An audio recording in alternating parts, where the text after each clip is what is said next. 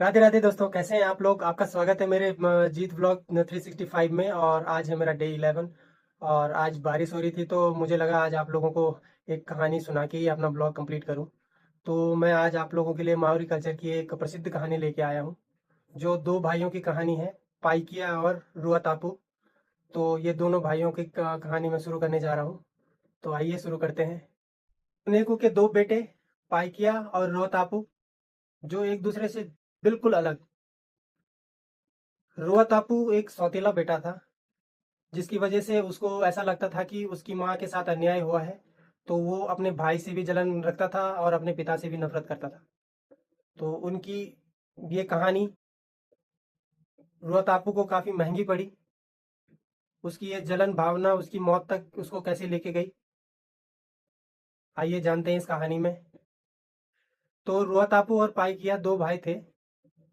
और जो रुआ तापू था वो पाइकिया से नफरत करता था, तो उस वजह से उसे मारने की चाह रखता था। तो एक दिन उसको मौका मिला और उसने क्या किया कि उसकी नाव खराब कर दी। और जैसे ही पाइकिया अपनी नाव लेके समंदर में गया और उसकी नाव वहां पे डूबने लगी। और जैसे ही वो डूब रही थी, तो उसने सोचा कि वो तो समंदर के देवता का वंशज है, क्यों ना उन्हें पुकार ले। तो जैसे ही उसने उनको पुकार लगाई तो एक चमत्कार हुआ और उसके सामने समंदर के देवता प्रकट हुए। और उन्होंने उसको एक व्हेल मछली के ऊपर बैठाया और वो व्हेल मछली उसको समंदर के किनारे तक लेके गई, जहाँ पे उसका टापू था। तो वहाँ पे वो लोगों से मिला। उसने उनको बताया कि उसके साथ क्या क्या हुआ, कैसे उसके भाई ने उसको मारने की कोशिश की। और जब वो उसे जब रुआ तापू को ये सब पता लगा कि उसका भाई बच गया है, तो उसने फिर से एक बार, जब रुआ तापू को महसूस हुआ जब जब रुआ तापू को लगा कि वो बच गया है, तो उसने उसको मारने की फिर से कोशिश करने की ठानी। और एक दिन उसको फिर से मौका मिला। और जब पाइकिया फिर समंदर की तरफ गया, तो उसने अपनी काली शक्तियों के बल पे 5 लहरों को उसको मारने के लिए भेज दिया।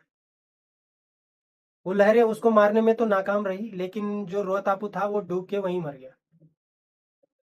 और जब पाइकिया घर आया तो उसे उसने सारी कहानी अपने माता पिता को बताई कि उसको मारने की कोशिश कैसे की गई और उसका भाई कैसे समंदर में डूब के मर गया। तो इस कहानी से दोस्तों हमें ये सीख मिलती है कि हमें कभी रुकना नहीं चाहिए, कभी हार नहीं माननी चाहिए, निरंतर अपने गंतव्य की ओर बढ़ते रहना चाहिए। क्योंकि कब भाग्य उदय हो, कौन हमारा साथ दे, और ऊपर वाले पे विश्वास होना चाहिए। तो आज के ब्लॉग में बस इतना ही दोस्तों। मिलते हैं आपसे नेक्स्ट ब्लॉग में। कृपया करके लाइक शेयर कमेंट सब्सक्राइब जरूर करें और अपना साथ बनाए रखें। तो जय श्री राधे, मिलते हैं।